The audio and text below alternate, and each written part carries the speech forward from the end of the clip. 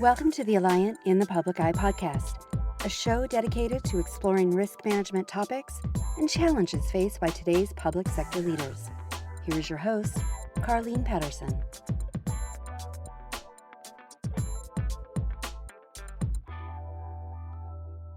I know it's been a while, but welcome back to another episode of In the Public Eye. So anyone who knows me, I'm Carleen Patterson, and I am with Alliant Insurance Services, and I'm very passionate about total cost of risk and how our clients and prospects can help drive costs of insurance. And we always talk about a lot of the different elements, whether it's premiums and how can we impact your premiums. We talk about ways to control claims costs, but we're going to talk today about something that I don't talk about very often, which is the administrative costs and what goes into that. And the biggest piece of it that I'm talking about here is the people that are in your risk management program and impact that program. And when I talk about people today, it's actually going to be talking about the lack of people and the issues within public sector and the workforce crisis. And to help me do that today, I am pleased to invite Scott McNea from Alliant Insurance Services to the podcast today. Scott, welcome. Thank you very much. I appreciate you for having me. Absolutely. So before we dive into the public sector workforce crisis, do you want to tell us a little bit about yourself and your background and how you came to be interested in this workforce crisis? Absolutely. Well, I'm a 17-year veteran of the insurance business, having been with a very large single property carrier for majority of my career, starting in engineering, loss prevention, working my way into mentorship roles, into the account engineering, and ultimately becoming, an underwriter. All right. You've presented on this at some of the, industry association conferences. So how did you get interested in what's going on with the public sector and, the challenges with the workforce? Absolutely. As we started working with clients in the industry and hearing their difficulties with, finding qualified and talented people to fill roles, it was determined that there was just more and more opportunities for people and less people filling them. The more the aging workforce, and as baby boomers retired, taking decades of experience with them, it really created holes in their workforce. And I kept hearing about it, getting more interested in finding out that this was a phenomenon that was globally. Yeah, absolutely. I've been talking to clients and we've been talking about some of the workforce shortages when it comes to like the vendors and, trying to get around the challenges of having people to fill the roles that they're outsourcing and the challenges around that. So I'm really interested to kind of dive a little bit more into the workforce shortages within public sector and how it's affecting our local government, state government, even the federal government. So maybe could you just kind of expand a little bit on what's caused it and how it's impacting public service? Absolutely. As you said, I mean, this is a global workforce crisis, but it is disproportionately affecting the public sector for several reasons. The most obvious is that it's tough to compete with the private sector. Private sector can usually hire people faster, they can pay them more, and then many times they have benefits that can compete or exceed with public offerings. You take that as well as I said earlier, the baby boomers are retiring, the aging workforce, and young people really aren't having as many kids as our previous generations did. In fact, 2020 was, one of the lowest birth rates for our country. And so because of that, this disparity between qualified people and the need is growing. And we started to see the participation rate in the labor force start to deteriorate after 2008. It slowly started going down by percentages since then. But once the COVID-19 pandemic hit, that really just changed the game. And the consequences that were suffered by the workforce, we have not come out of that yet. And to be honest, there's actually more open jobs than there are qualified workers in the country. Yeah, after the pandemic, everywhere you went, you saw help wanted signs, right? And your local city can't just hang up a help wanted sign on their front door. So, it's interesting you talk about the qualified workforce. Tell me a little bit about where you're seeing some of the deltas between the positions that are open and when you say qualified, in quotes.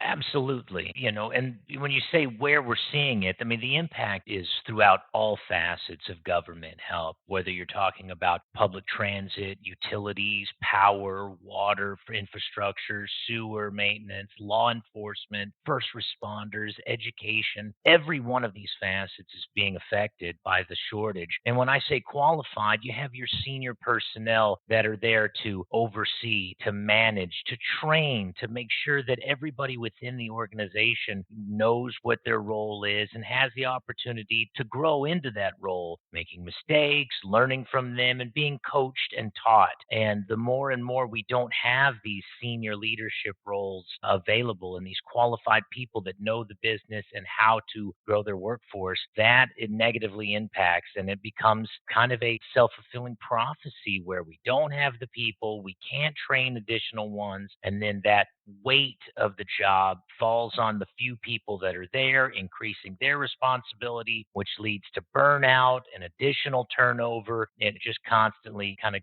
begins to just perpetuate into that motion until people eventually leave. And as we said before, there's more jobs open than there are people to fill it. So if people are unhappy, they can always go down the road and find a competitive offer.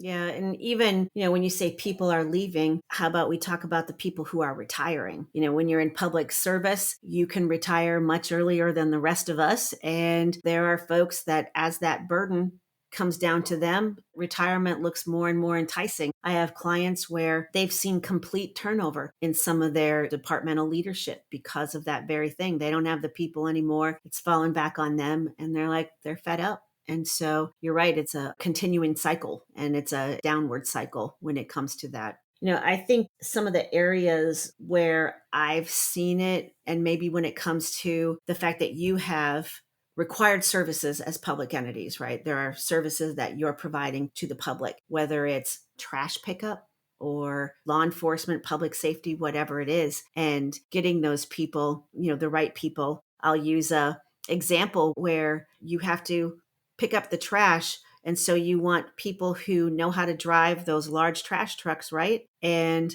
the hiring standards have had to be lowered to accommodate the fact that they need to have drivers. And, that impacts your workers' compensation, impacts your auto liability, it impacts your auto physical damage and the money that's going to have to be paid by the entity if they do have to lower those standards. So it is something that not only when it comes to, having the people there, the appropriate people with the leadership, but also being able to fulfill the services that they're required to provide to the public. So it does have a big impact. Exactly.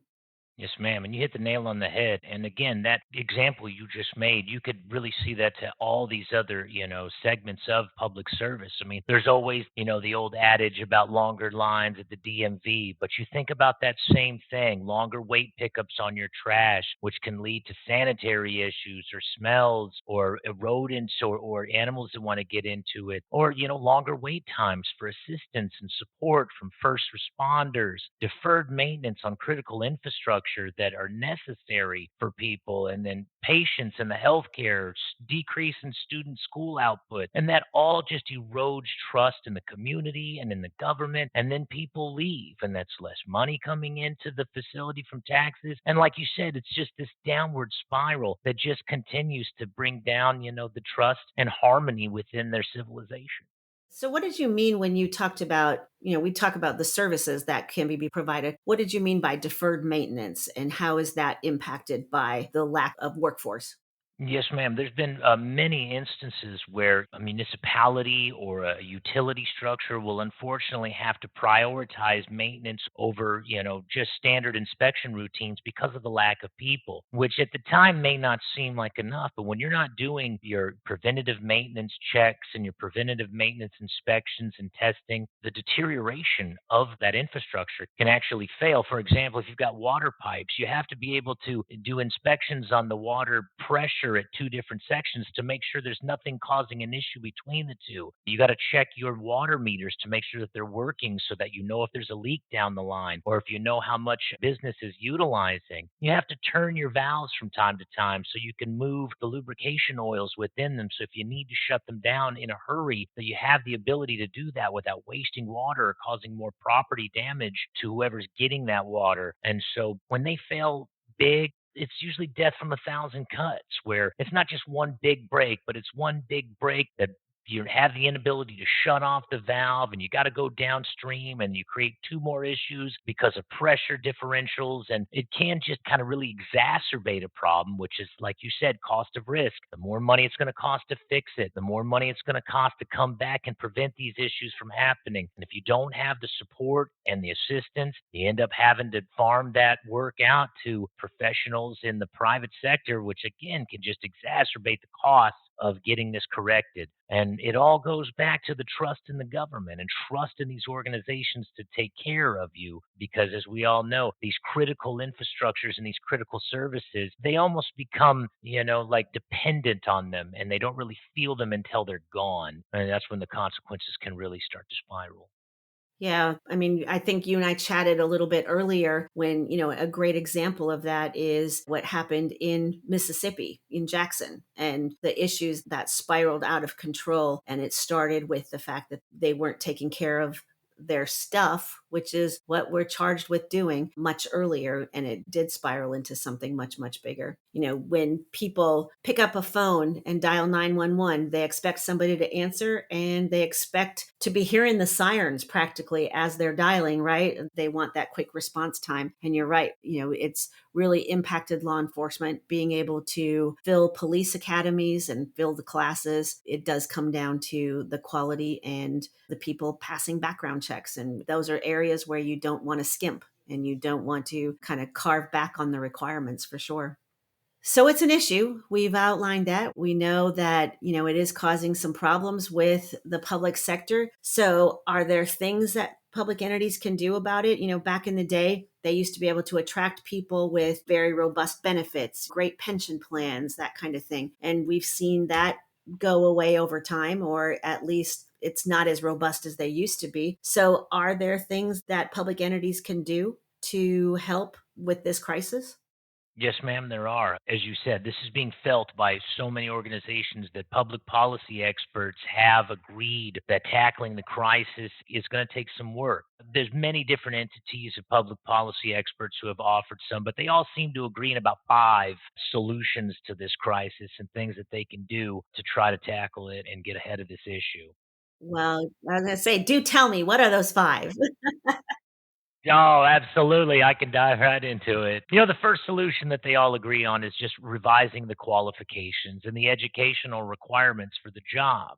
Obviously, there are some positions that require a degree by law, but other ones may not need so much education. Does a 4-year degree a requirement, or will a 2-year or associate's degree or a certification of professional knowledge be able to do the job? Not only that, a lot of these high schools in Texas and the nation have many, many programs for professionals to start to develop these professional skills well before they even enter the college environment or the secondary education.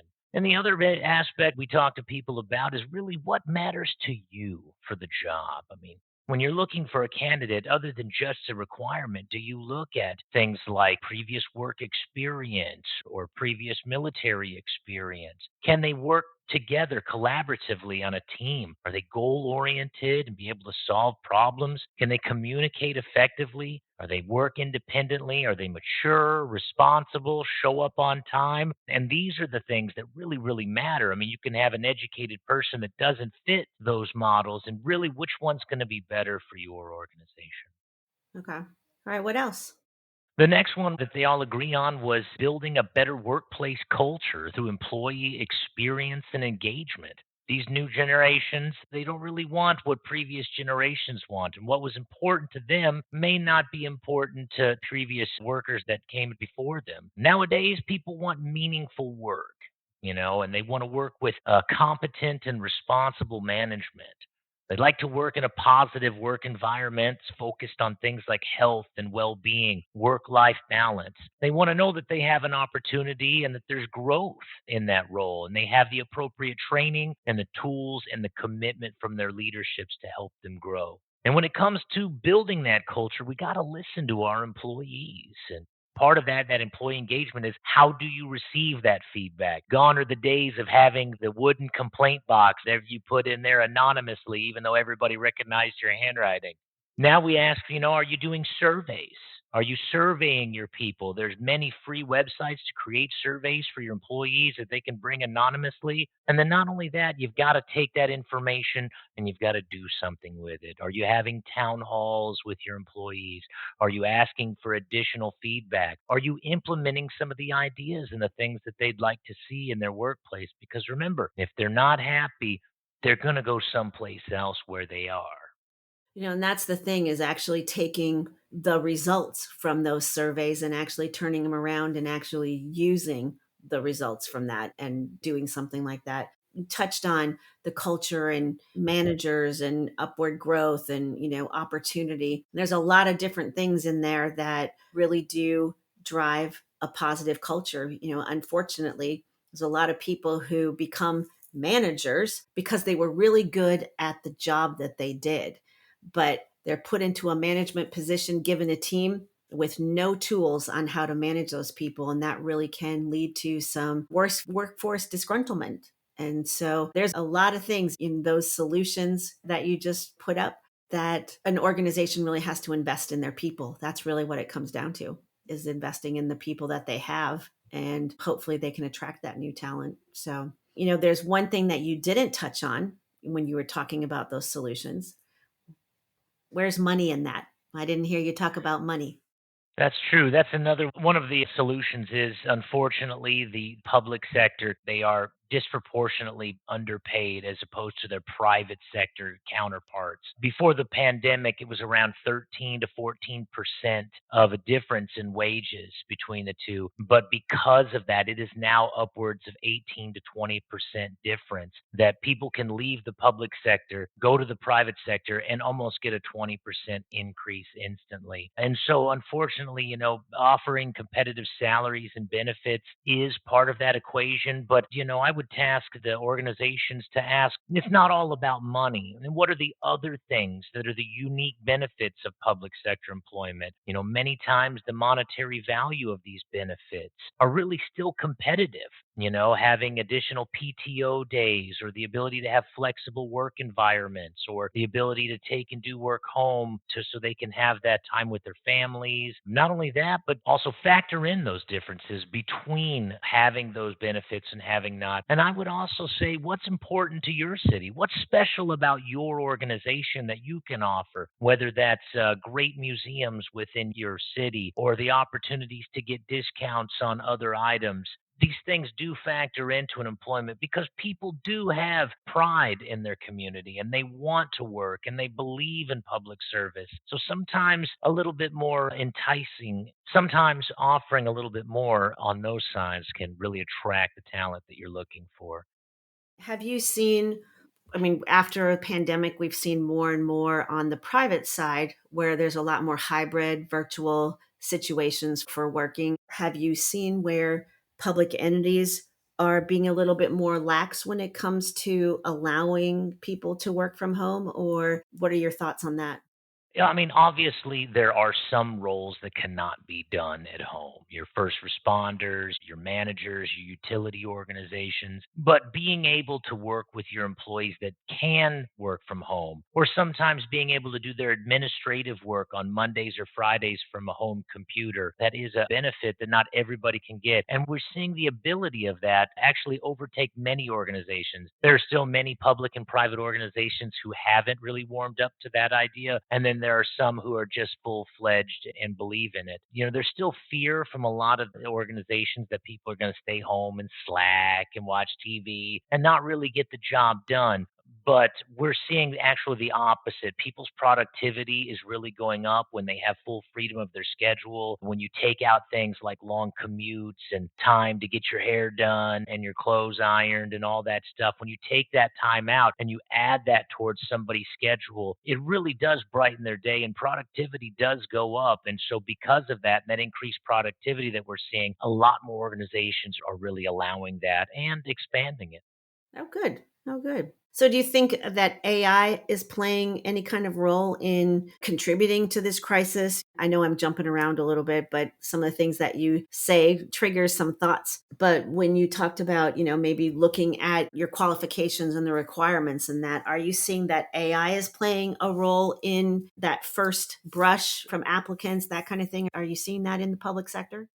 Absolutely. It's no secret that AI is starting to work into the technology on almost all the platforms that we utilize every day. You mentioned that, getting into the hiring process on that, and that's really something that the public sector is really getting left behind. On average, for the time it takes for a public entity applicant to go through the interview process and get hired, an average is about 120 days. 120 days is almost a third of a year. Whereas the private sector can get that done in about 36 days on average, which means sometimes it's probably, less than a month for them to get somebody apply, interviewed, and into the workforce system. And AI is really helping that system and helping them weed out those applicants. And that's actually the final of the things that we can do to fight this as a public entities is to really streamline that hiring process. I mean, obviously, we want to make sure we get the right candidate, but we can get the right candidate in the role earlier than a third of a year. Utilizing these tools, utilizing AI embedded software to help us get the people we need and make sure that they have the qualifications they need. Also really going after the talent you want. Are you working with recruiters? Are you working with your online platforms? Are you working with your colleges and your universities that are in and near your cities and your states and your organization? Doubling down on internships and working with your local career fair. And remember, the next leader of your organization might be closer than you think, and they might need an opportunity to keep them in their city and keep them in their hometown with having that pride towards helping their community. And they're going to be there for you. But if you're not looking for them aggressively, somebody else will. I've heard people complain that they don't want to take the time with somebody who is inexperienced coming out of an internship or a college situation because they need them now and they need them, functioning now. And there's something to be said for investing in someone who is inexperienced. I mean, I always say you can teach insurance and risk management or whatever else it is that public entity is looking for, and it's looking for the right people, the right personality, everything else. And qualifications can be a little bit more subjective then if you're hiring a person and not a degree. And that's absolutely correct. So I think we touched on most of the things that I think public entities can do. What are things that as public entity leaders can do to help with this crisis? I mean, is there a call to action, so to speak? Oh, absolutely. I mean, you can't wait until it's too late, right? In sports, we used to say you got to have a deep bench for critical positions. You can't just have one guy and one gal and a backup, right? You've got to have not only the backups, but you have to have a transition for growth for those younger, inexperienced personnel to work their way up to the ability to be able to not only teach, but manage and then lead these organizations. So I tell a lot of public entity leaders to really analyze your current needs, analyze and think about those future needs. Know who your people are. Make sure that you're listening to your employees, listening to their feedback, and implementing the things that, will make your facility better and make the quality of your work environment better. Talk about those discussions on benefits and growth, and then collaborate together with them on innovation. You never know when the great next idea is just right there in your organization. And by, reaching out to the people that are on the front lines of your industry, they're going to be able to help and lead you in the right direction. I mean, just like you can't manage risk from your office, you can't lead an organization from your desk either. You really do need to know who your people are, trust those people, and make sure that you're listening to them and reaching out to them, because they're the ones that absolutely, like you said, they're in the trenches, they're on the front line, and they understand the needs and what's going on within the organization. So that's a really, really good point. So any closing thoughts, Scott, with regard to this that we didn't touch on? Anything? Well, I always say, that one of my favorite quotes was, Teddy Roosevelt, and I usually end a lot of my discussions about this with, do what you can with what you have where you are.